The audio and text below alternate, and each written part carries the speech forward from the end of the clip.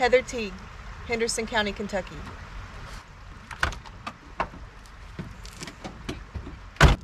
Heather was born on April 25th, 1972. She was a 23-year-old woman living with her mother, Sarah Teague, in Madisonville, Kentucky. Described as a friendly and bright person by her loved ones, they believed that she had a promising future. Heather had long brown hair, green eyes, and a condition called fallen arches, which is visibly flat feet. She was 5 foot 2 inches tall and weighed 90 to 100 pounds. She also had scoliosis, or gradually worsening curvature of the spine. On August 26, 1995, Heather traveled to Henderson County for a quiet day on the river on Newburgh Beach. Later that evening, when Heather didn't return home, her mother contacted police and found some unsettling news. They had received a call earlier that afternoon from a witness, Tom Walthall, who was observing the beach area through a telescope from across the Ohio River at approximately 12:45 p.m.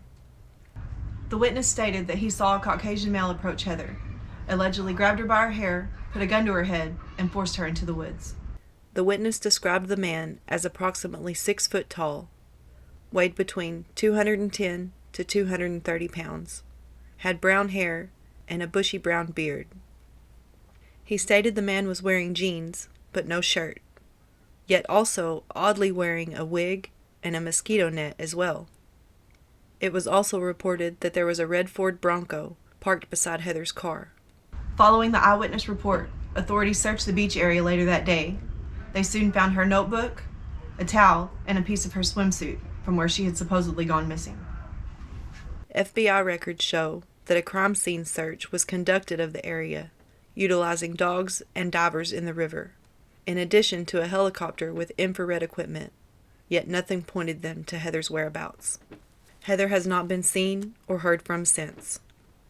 A local farmer who was videotaping for crop vandalism in the area that day caught Heather's car and a red Ford Bronco passing by on his camera. It is unclear, however, if the red Bronco is confirmed to be the same one related to Heather's abduction. A resident of Henderson County, Kentucky, a man named Marvin Dill, was pulled over during a routine traffic stop following Heather's disappearance. His vehicle was a red and white Ford Bronco, the same car that a witness reported as having parked beside Heather at the beach. During the traffic stop, authorities discovered a pair of guns, a pair of knives, a roll of duct tape, rubber gloves, rope, and hair resembling Heather's in the vehicle. They also found bloodstains on the inside of the tailgate. To make his possible involvement even more damning, the composite sketch made of Heather's abductor strongly resembled Dill. In August of 1995, investigators received multiple tips connecting Dill to Heather's disappearance. Following up on the tips, investigators went to his home for questioning. Upon arriving, Dill reportedly told his wife to leave the residence once he learned that they were on his property. Once she left, Dill promptly committed suicide by shooting himself in the head before authorities could enter his residence. After his suicide, evidence was compiled by prosecutors against Dill, but his wife pled the Fifth Amendment during a subsequent grand jury hearing and refused to speak about Heather. Since Dill died by suicide and Heather's body had not been found, it's hard to say if she had been murdered or not. Another potential suspect that the police looked into was Christopher Below, also a native of Henderson, who had previously pled guilty to involuntary manslaughter in a 1991 death of Kathy Fetzer, serving a prison sentence of 11 to 18 years. Though Fetzer's body has yet to have been found either, Below did confess and pled guilty. He is also looked on as a suspect by many people outside of law enforcement in the involvement of the disappearances and murders of several other women, including Shaylee Marie Farrell, Mary Kushto, and Christina Porco, although these suspicions are nothing more than theories. Investigators do believe that Below had attacked these other women. It may have to do with the fact that they all greatly resembled Fetzer physically. In Heather and Fetzer's cases, they both had long dark hair, weighed 100 pounds, and were both 5 foot tall. While Below was in the general area around the time of Heather's vanishing, he soon left Kentucky after she disappeared and reportedly on the same day that Dill committed suicide.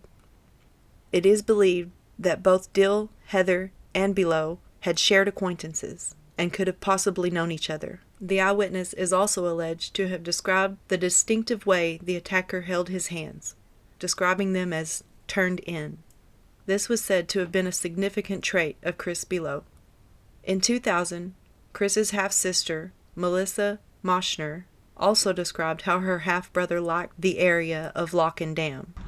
On the Kentucky side of the river, that was the background for Heather Teague's abduction. She described him, saying he would go off on his own like he was looking for something, and would become quiet and reclusive whenever he talked about the beach.